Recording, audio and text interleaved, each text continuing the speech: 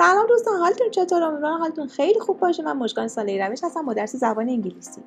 امروز میخوایم بخش اکستنشن یونیت 8 کتاب تاپ نشه توی بی رو با هم دیگه بخونیم و این یونیت رو تمام بکنیم. فقط یه بخش گرامر و رایتینگش میمونه.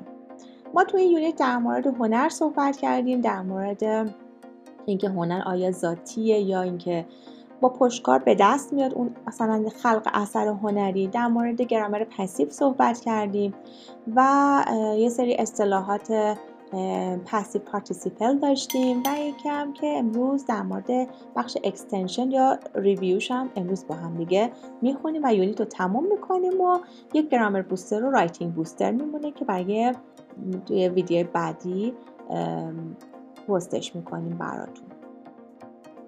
خب بیایم سراغ این بخش. اگه در مورد درسای پیش سوالی داشتین حتما کامنت بذارید. اگه ویدیوی ما رو دوست دارین لایک بکنید و به دوستانتون معرفی کنید ما رو و اینکه اگه تا حالا سابسکرایب نکردید حتما این کار انجام بدید. و دیگه همین، بریم سراغ درسمون. یه بخش listening comprehension داریم ما اینجا که یه سری کانورسیشن هایی هستش که در مورد یک اثر هنری دارن صحبت میکنن. شما باید اون اثر هنری که اینجا تصاویرش هستش رو پیدا بکنید و بگید که مثلا چی فکر میکنن در موردش، حالا اون شخصی که داره در موردش حرف میزنه و صفت مناسبش رو پیدا بکنید تا مثلا این عبارات کامل بشه. گوش بدید لطفاً. Page 96. Exercise A. Listening comprehension. Listen and write the letter of the piece of art each person is talking about. Conversation 1. What do you think of this one? It's gorgeous. I really love it. So you like gold figures? I sure do. What do you think? It's not bad. Conversation 2. Wow, that's an interesting piece. You like stone sculpture? Yeah, I do. It's a very handsome piece. It's not too bad. Conversation 3. I really love this one. Don't you find it a little dark? That's the artist's style. I find his work very interesting. Well, dark is not my style. I prefer a little more color. خب یه بار دیگه گوش میدیم. Now listen again and circle the best way to complete each statement. Conversation 1.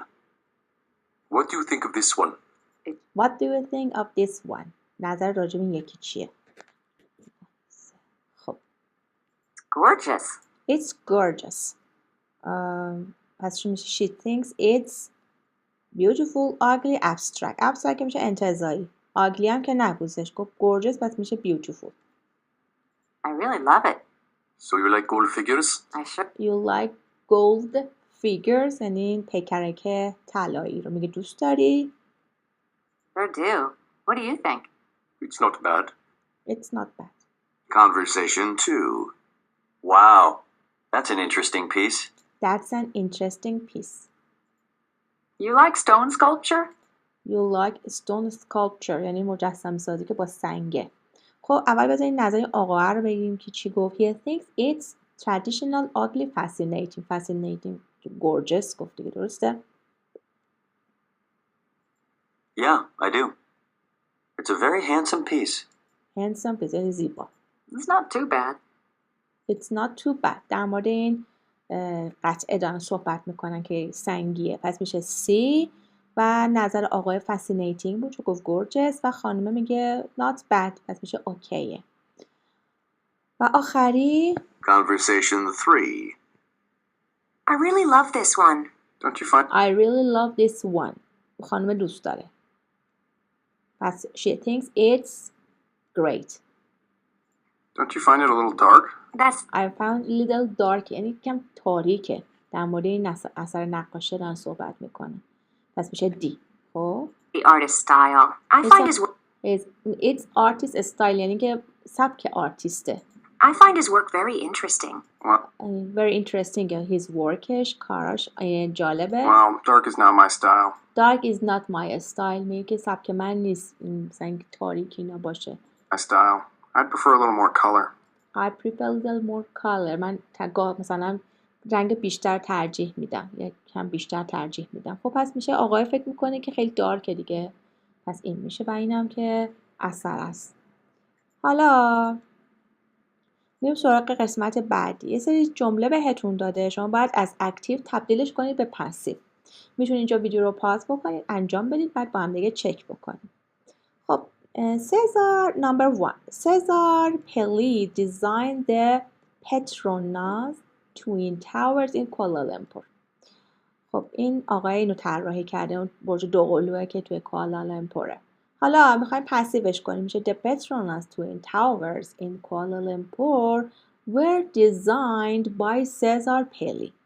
چون دوتا چه were دیگه، were designed. Number 2. Guillermo del Toro directed Pan's Labyrinth in 2006. پس میشه Pan's Labyrinth was directed by Guillermo del Toro in 2006. Henri Matisse made the print Icarus in 1947. یا میشه پسیوش میشه The print Icarus was made by Henri Matisse in 1947.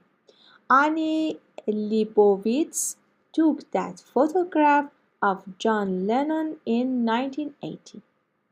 That photograph of John Lennon was taken by Annie Leibovitz in 1980. Hokusasi produced the Great Wave of Kanagawa in the early 1830s. پس میشه The Great Wave of Kanagawa was produced by Hokusai in the early and اوایل دهه 1830s. حالا اینجا هم گفته که بیاین بگین که list the material under each category. Answer may vary. میگه که متریال هایی رو اینجا بذارین توی دسته بندی بکنید که یکیش مثلا گفته که that are expensive، گرونه. این یکی وزنش زیاده و این یکی با آسانی شکسته میشه. حالا شما هر متریالی که به نظرتون میاد میتونید اینجا بنویسید. مثلا گفته که گرونه میشه مثلا گلده یا مثلا سیلوره و حالا هر متریالی که به نظرتون گران قیمت میاد رو اینجا بنویسید. این که مثلا وزنش زیاده مثلا استونه و این که مثلا راحت شکسته میشه مثلا گلاسه یا هر چیزی که حالا به نظرتون میاد. و این یکی گفته که کامل کنید این جملات رو با حالا گفته که میتونید شما اینجا ویدیو رو پاز بکنید، انجامش بدید، چک میکنید با هم دیگه. گفته که The art of designing clothes is called fashion. One type of is a figure carved from wood or stone. One type of sculpture مجسمه سازی is a figure پیکره ای هستش که carved تراشیده میشه از چوب یا سنگ sculpture. Two types of metal often used to make jewelry. میگه دوتا نوع از فلزی که استفاده میشه اغلب توی جواهرسازی are gold and silver مثلا. Art in a conservative style from the past is called traditional art. Conservative هم میتونه قدیمی معنی بده، هم معنیه که مثل محافظه کار میشه و این محافظه کار یعنی کسی که خیلی علاقه به تغییرات نداره. حالا شما میتونید اینجا قدیمی مثلا معناش بکنیم، میشه traditional یعنی سنتی. A piece of art made with a pen or pencil is called a مثلا drawing، طراحی با مثلا مداد و خودکار. حالا اینجا گفته که رایتینگتونه. Choose a favorite object that decorates your home. میگه که انتخاب بکنیم اون شیئی که مورد علاقتونه که مثلا خونتون رو دکور میکنید، باش دکور تزیین میکنید. Describe it in a paragraph و اون رو توصیف بکنید توی پاراگراف. A painting or drawing, a photo or poster, a piece of furniture, a figure or sculpture, a dish or vase, your own idea. حالا هر شیئی که توی خونتون و با اون خونتون رو تزیین کردین و دوستش دارین و مورد علاقتونه، یه پاراگراف در موردش بنویسید که مثلا از چی ساخته شده، اگه مثلا متعلق به یک شخص خاصه، اون شخص کی بوده، کی اینو ساخته و از این دست. بیایم این ور.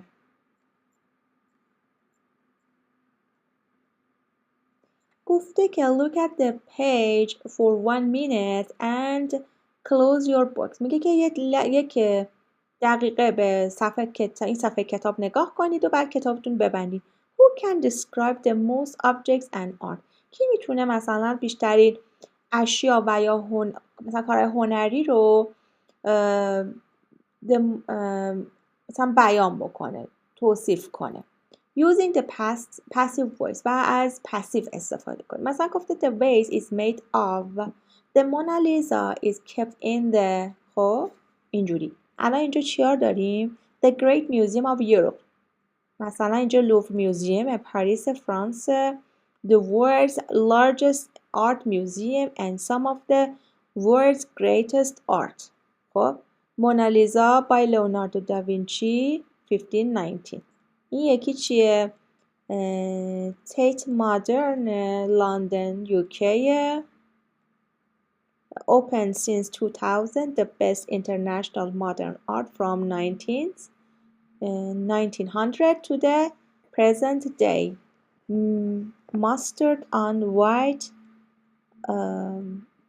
by Roy Lichtenstein. حالا هرچی 1963. بعد دیگه اینجا چی داریم؟ یه سری فیگر داریم.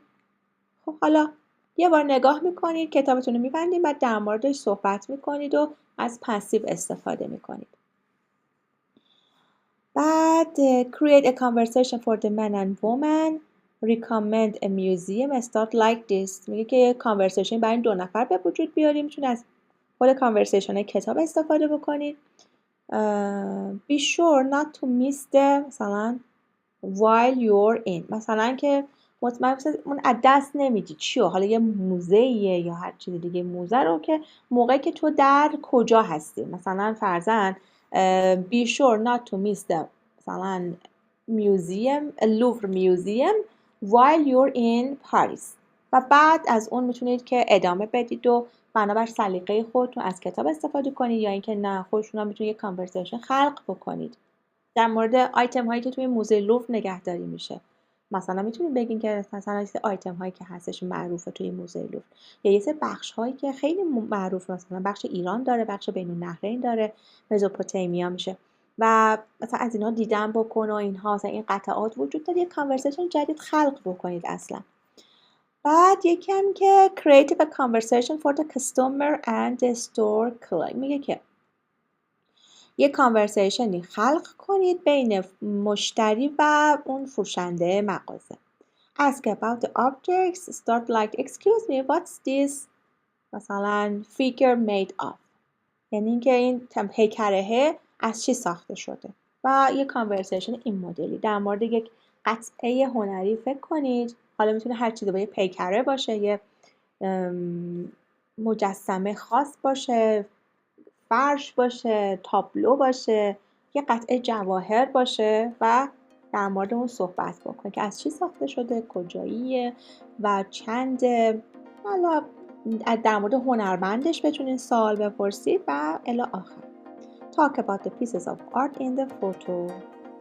تیکه های این قطعات مثلا کارهای هنری رو در مورد صحبت کنید. Say what you like or don't like about each one. و در مورد هر کدومشون بگید که کدومو دوست دارید و کدومو دوست ندارید. این هم یه سری پیکره هاست که توی ژاپن، پرو، فرانس و مکزیکو و دلیلش هم بگید دیگه. خب اینم از اکستنشن یونیت 8 مون و تموم شد. ویدیوی بعدی در مورد گرامر بوستر و رایتینگ بوسترش. اگه سوالی داشتین حتما کامنت بذارید و اگه ویدیوهای ما رو دوست دارین لایک کنید. لایک کردن باعث میشه که ویدیوهای ما بهتر دیده بشه و دوستان دیگه‌تون بتونن راحت اون رو پیدا بکنن و اینکه ما رو به دوستانتون معرفی بکنید و اگه تا حالا سابسکرایب نکردین حتما این کار انجام بدید. مراقب خودتون باشین. بای بای.